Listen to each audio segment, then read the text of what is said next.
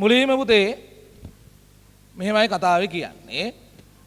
පුතේ තහඩුවක වර්ගඵලය capital A තහඩු අතර පරතරයේ සිම්බල් D මුලින්ම මෙයාලා charge කරපු විභවාන්තරය කීයද කියලා නැහැ. කියලා නැහැනේ. ඔව් මුලින්ම charge කරපු විභවාන්තරය මොකද්ද කියලා කියලා නැහැ. මම ගාන ඉස්සරහට ඒ කෝණය එක දන්නේ හින්දා V බිඳු කියලා වගේ ලියා ගන්නම්. මුලදී මේකේ තනිකර වාතයේ දිවි. හැබැයි ඒක charge කරේ Q ආරෝපණයකට කියලා තියෙනවා. මෙයාව charge කරේ Q ආරෝපණයකටලු. ඒතර ඇත්තටම පුතේ විභවාන්තර අපිට හොයනවා නම් හොයන්න පුළුවන්. ධාරිතාව ලියාගෙන ගබඩාක ආරෝපණ Q කියලා තියෙන හින්දා විභවාන්තර හොයනවා නම් හොයන්න පුළුවන්. ඊට පස්සේ ඕන වෙයි. පස්සේ තමයි කියන්නේ පුතේ මේක මැදට පාරවිද්‍යුත් ද්‍රව්‍යයක් පුවරුවක් ඇතුල් කරාලු. පාරවිද්‍යුත් ද්‍රව්‍ය ඇතුල් කරා මේ වගේ පුතේ. හරි?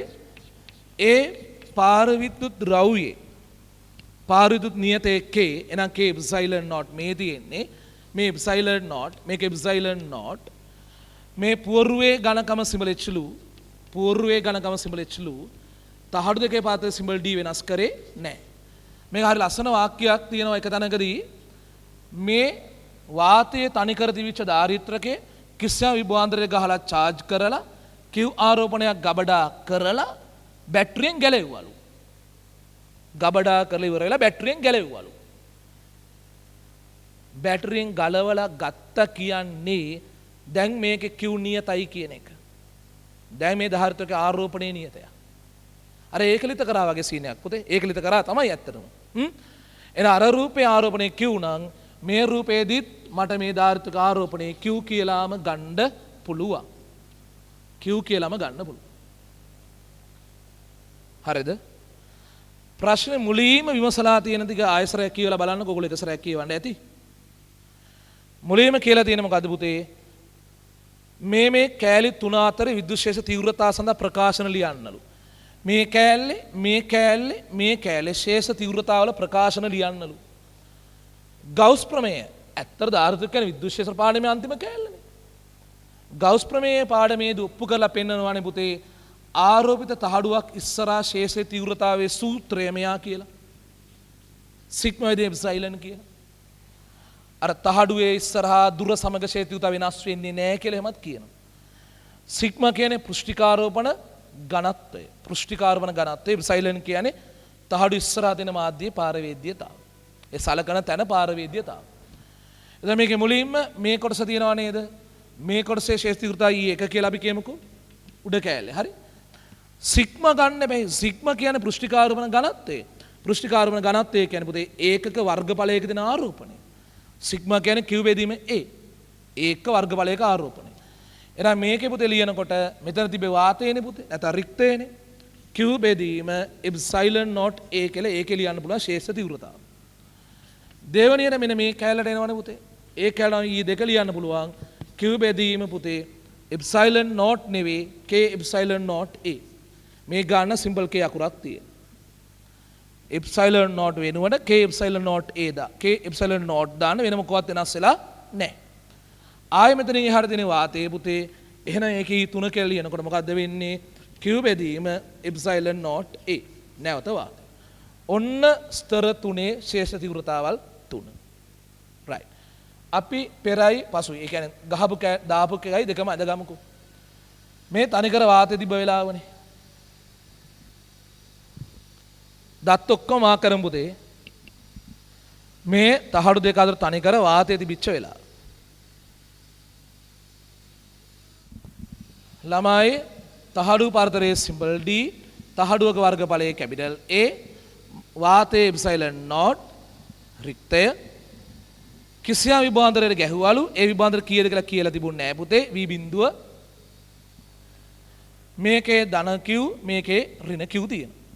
මේ රූපේ ඇඳට දැන්ම අපිට ඒ රූපේ ඕන වෙන්නේ නැහැ. පස්සේ ඕන වෙන්නේ. ඇඳලා ඉවරයිද පුතේ පළවෙනි එක? වාතය තිබිච්ච එක.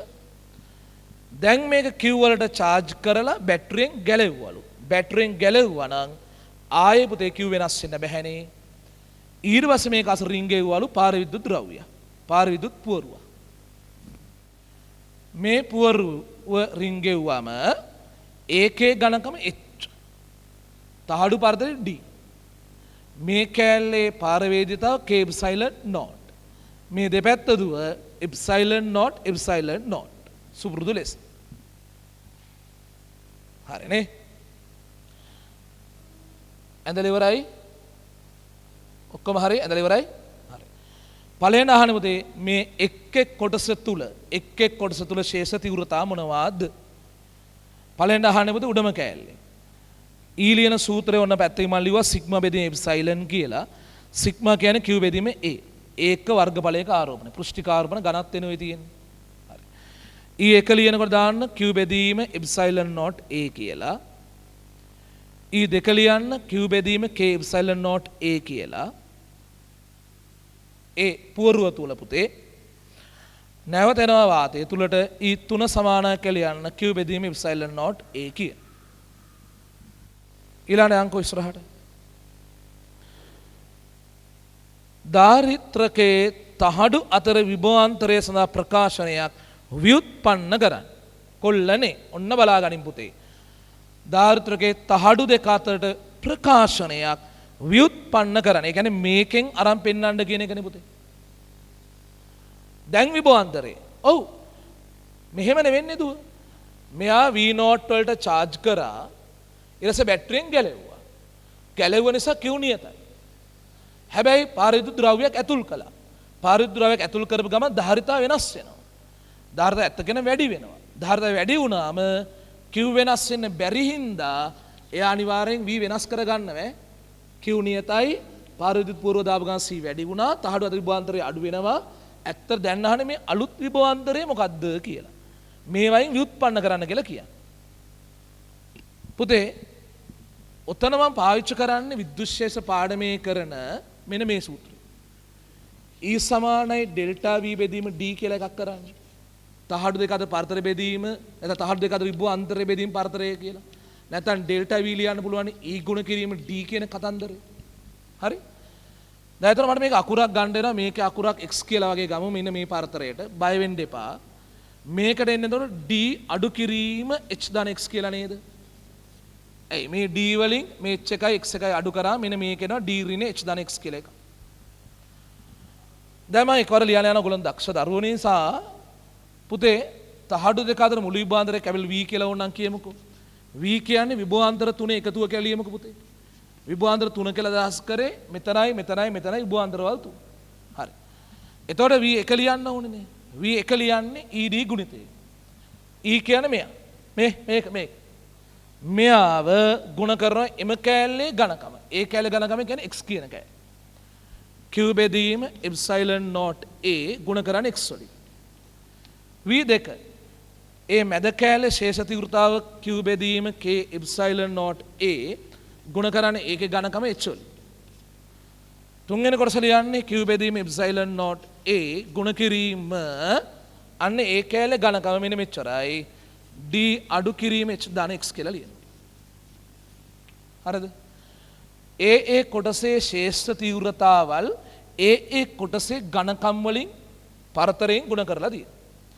දැන් ලියන්න ගියාම අඩපේ q බෙදීම epsilon naught a පොදු සාධක හැම එකේ මේක හිටියා පුතේ x එකක් මෙතනින් ඉතුරුයි පළවෙනි එකෙන් දෙවෙනි එකේ මේ h බෙදීම k කියලා එකක් ඉතුරුයි එකතු කිරීම මේක එළියට ගත්ත නිසා d ඍණ h ඍණ x එකක් ඉතුරු. d ඍණ h ඍණ x එකක්. අන්න මේ x අකුර අපි බලෙන් දාගත්තු x අකුර කැපිලා ගියා. ඉතුරු වෙන්නේ මොකද්ද දුව? q බෙදීම epsilon naught a වරහණස් වෙනවා මොනවද පුතේ? මේ h බෙදීම k කියලා පදයක් තියෙනවා. එකතු කිරීම d අඩු කිරීම h කියලා පදයක් තියෙනවා. දැනට ඔහොම තියමු. හරි මේ තුන ඉතුරු වෙලා තියෙන වරහණස්. ළමයි මේ පාරතර x කියලා රූපයට ගිහලා මාක් කරන්න. මේ රූපේ x අකුරක් මාක් කරන්න. එතන මේක මාක් කරන්න d අඩු කිරීම වරහණක් අස්සේ h ධන x කියලා. d අඩු කිරීම වරහණක් අස්සේ h ධන x. හරි. පුතේ වරහණ අස්සේ රොමිලක දෙක දාලා වරහණක් අස්සේ මෙහෙම ලියා ගන්න පුතේ. ඒකලිත නිසා q නියතයි. ඒකලිත නිසා q නියතයි. පාර විද්‍යුත් පුවරුව ඇතුල් කළ විට පාර විද්‍යුත් පුවරුව ඇතුල් කළ විට C වැඩිවීමෙන් V අඩු වී ඇත. C වැඩිවීමෙන් V අඩු වී ඇත.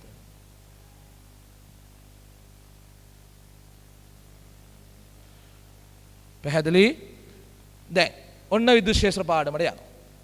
E සමානයි ඩෙල්ටා V බෙදීම D විභවාන්තරයේ බෙදීම පරතරය. E සමානයි ඩෙල්ටා V බෙදීම D ඩෙල්ටා V උක්ත කරන්න හරස් ගුණ කරලා පුතේ E වරක් D කියලා. E වාරයක් D. හරි. තහඩු දෙකේ මුළු විභවාන්තරයනේ ලියන්න ඕනේ. ලියන්න පුතේ V සමානයි V1 ධන V2 ධන V3 කියලා. V1 ධන V2 ධන V3. හැබැයි V ලියන්න පුළුවන් නේ පුතේ ED ගුණිතයකින්.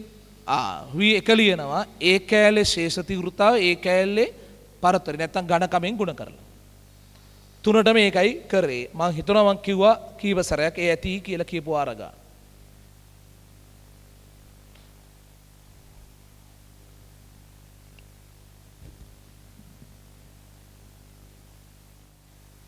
දැන් විභවාන්තරයේ V සමාන Q බෙදීම මෙන්න මෙහෙම කෑල්ලකට එන්න ඕ. තේරුණානේ? පැහැදිලිනේ? ඇතිනේ වෙලාවේ. ඒ කොටස කරන්න. යන්න පුතේ හතරවෙනි කොටසට තුන්වෙනි කොටසට තුන්වෙනි කොටසට යන්න. පුතේ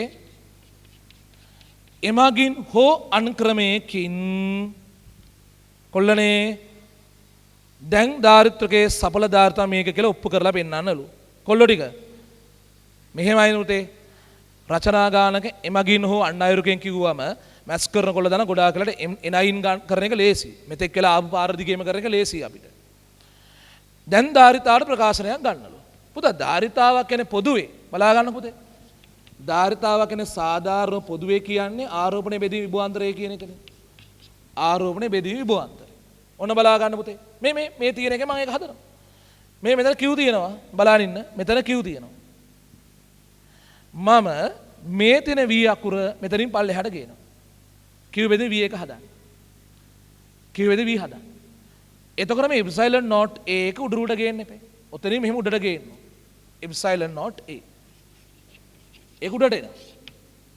මේ අකුරු සෙට් එක ඔහොම පල්ලෙහාට එනවා. V අකුර මෙතනින් පල්ලෙහාට ගේනවා. එප්සයිලන් නෝට් එකේ මෙතනින් උඩට ගේනවා. අර වරහන අස්ස දින කැල ඔහොම යට ගේන. H බෙදීම K එකතු කිරීම D ඍණ H කියලා ලියන්න. දැන් බලන්න ඒකද උත්තරේ තියෙන්නේ කියලා. ඔය අකුරු ටික තමයි. නමුත් මේකම නෙවෙයි K තැන් ගොඩක තියෙනවා. හරි. බය වෙන්න එපා. සියල්ල K ගෙන් ගුණ කරමු. ඇයි K ගෙන් ගුණ කරන්න හිතන්නේ? මේ දීලා දෙන උත්තරේ බවපෙන දෙන උත්තරේ ලවේ K අකුරක් තියෙනවා. ලවේ K ගෙන් ගුණ කරා. K එප්සයිලන් නෝට් A වුණා. හරය K ගෙන් ගුණ කරගෙන ගියා. මේ Kට මේ K කැපිලා H එකක් ඉතුරුයි. ධන. මේ KD එකක් ඉතුරුයි. ඇයි K වලින් ගුණ කරානේ? ඍණ K H එක්කුත් එන. ඇයි H අකුරත් K ගෙන් ගුණ කරන්නේ? දැන් බලන්න ඒකම උත්තරේ කියලා. ලවේ හරි K එප්සයිලන් නෝට් හරි KD හරි KD එක මේකේ තියෙනවා. හරි අවුලක් නැහැ. අරක ඍණ H එකක් වරහණක් අස්සේ තියෙනවා K ඍණ එකක්. අවුලක් නැහැ පුතේ ඉවරයි. K එප්සයිලන් නෝට් A ඔහොම තියන්න දුව KD පද ඉස්සරහින් ලියන්න අඩු කිරීම බලන්න උත්තරවල H අකුර එළියට අරන් තියෙනවා. බව පෙන්න දෙන උත්තරේ H එළියට අරන් තියෙනවා පුතේ. ඍණ H ගත්තා මේකේ K එකක් ඉතුරුයි නේද? ඍණ H ගත්තා මේකේ ඉතුරුයි. H ගේ ඍණ H එකක් ගත්ත නිසා අඩු කිරීම එකක් ඉතුරුයි. මෙන්න මේක තමයි ධාරිතා ප්‍රකාශනේ කියන විදිහට මොන්න අරන් පෙන්නුවා. කරේ මොකද පුතේ? මේ V උක්ත කරලා තියෙන එකෙන් Q බෙදේ V පදයක් හැදුවා. රයිට්. පටන් ගන්න පුතාලා එන. C සමානයි Q බෙදීම V කියලා. Q බෙදීම V කියලා ගන්න. පුතා ඒ ගන්නකොට මොකද වෙන්නේ පුතේ? එප්සයිලන් නෝට් A ගුණ කරලා මේ පැත්ත උඩහට. මේ කියන වරහන අස්සේ තියෙන ගුලිය ඔහොම ගන්න මේ පැත්තෙන් පල්ලෙහාට. හරි. H බෙදීම K එකතු කරන්න D අඩු කිරීම H කියලා තියන්න.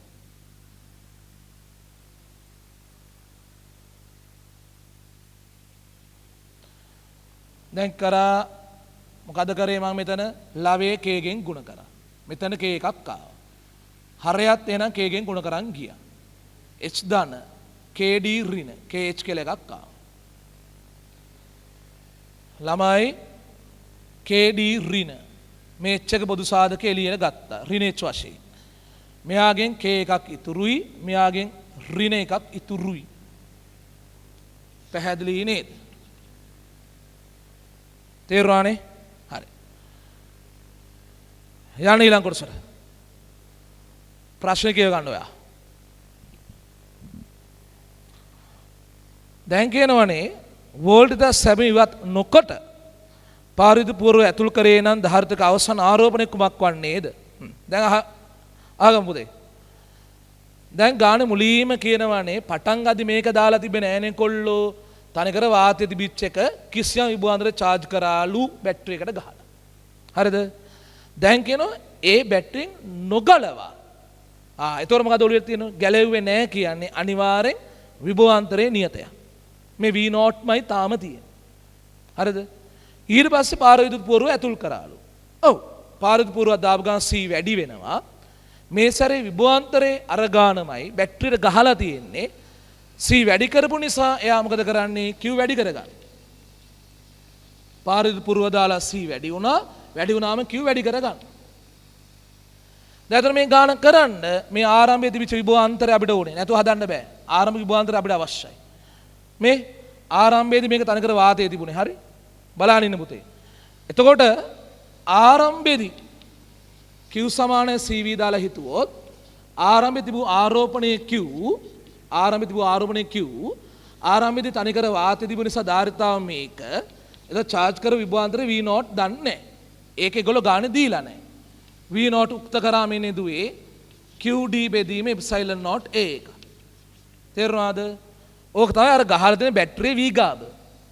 දැන් කියන්නේ ඒ සැපයුමෙන් ගැලෙව්වේ නැහැ කියලානේ. දැනුත් එන විභවාන්තරේ මේකම තමයි. හැබැයි දැන් පාරිදුත් පූර්ව දාපු ගමන් ධාරිතාව වෙනස් වෙන මේ කියන අගේ.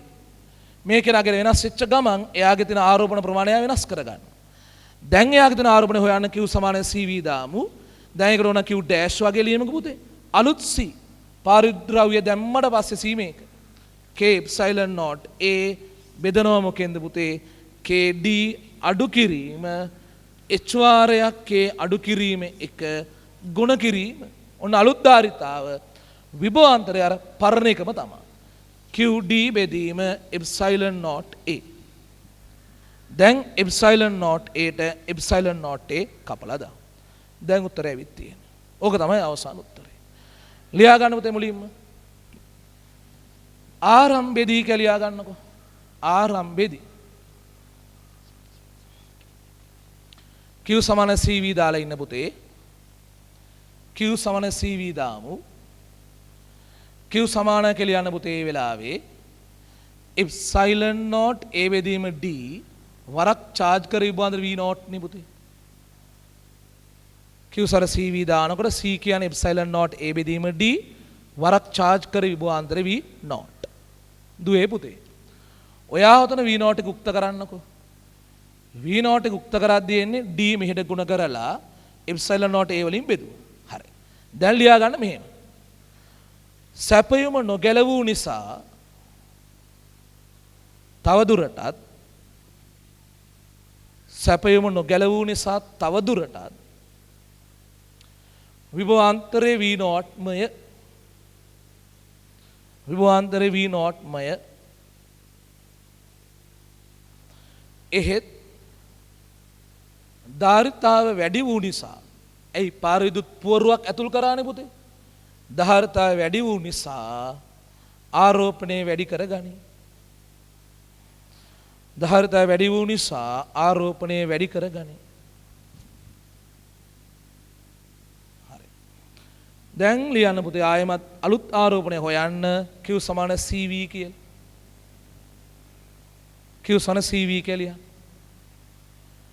C කියන්නේ පුතේ මෙන්න මෙතන ඔයා ගොඩනගපු ප්‍රකාශනය k epsilon naught a බෙදනවා kd ඍණ h වරක් k ඍණ 1 කියලා.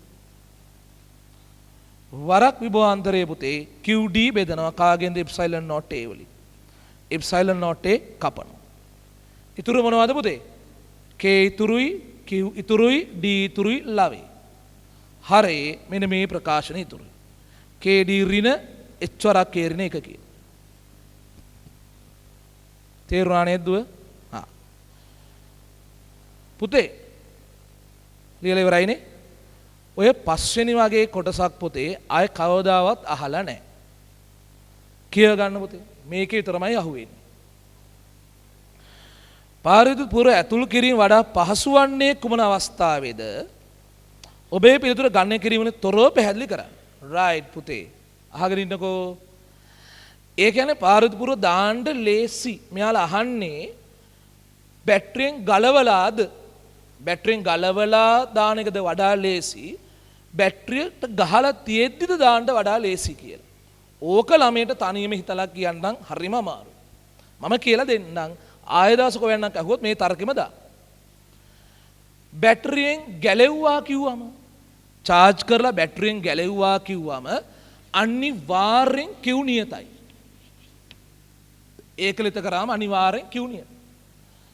එතකොට ශක්තිය ගැන හිතන්න මෙන්න මේ සූත්‍රය. මෙන්න මේ සූත්‍රයෙන් හිතන්නකො.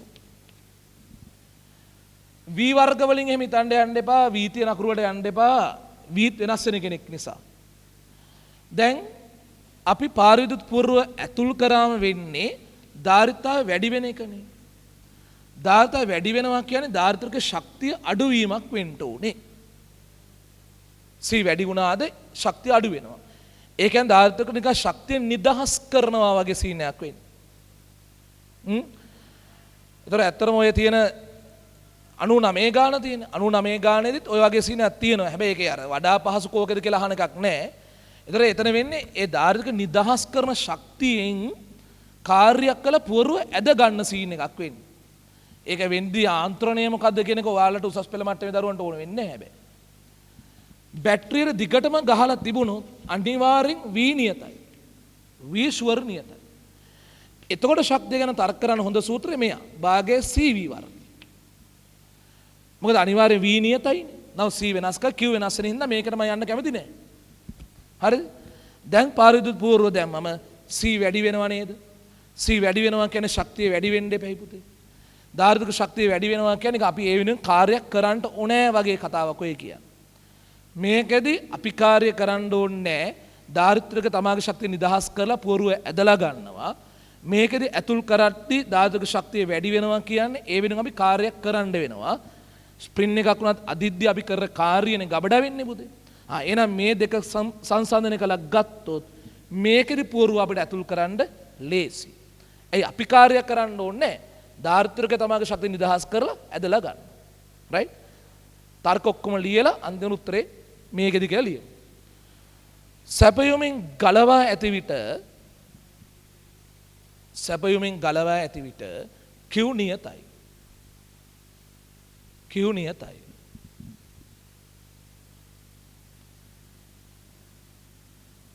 E සමානයි Q වර්ග බෙදීම 2C අනුව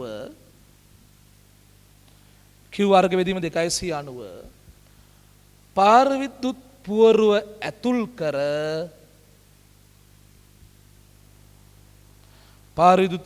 ඇතුල් කර C වැඩි කිරීමේදී E අඩුවේ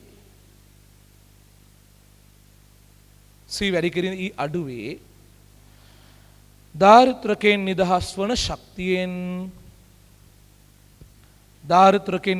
වන ශක්තියෙන් පුවරුව ඇදගනි. නැත්නම් පුවරුව මත කාර්ය කර ඇදගනි.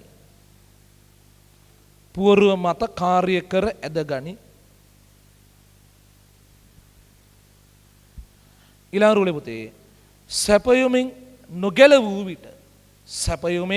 නොගැලවූ විට විනියතයි E සමානයි භාගය CV වර්ගය අනුව C වැඩි කිරීමේදී E වැඩි වේ. C වැඩි කිරීමේදී E වැඩි වේ. එනම් පුවරුව ඇතුල් කිරීමට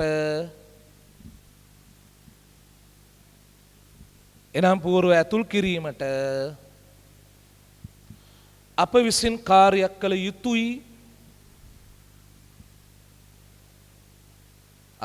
කාර්යයක් කළ යුතුයි. ඊළඟට ලියන්න. එම නිසා සැපයුමින් ගලවා ඇති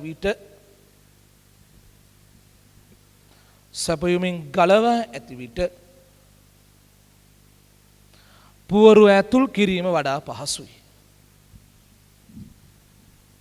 පුවරුව ඇතුල් කිරීම වඩාත් පහසුයි.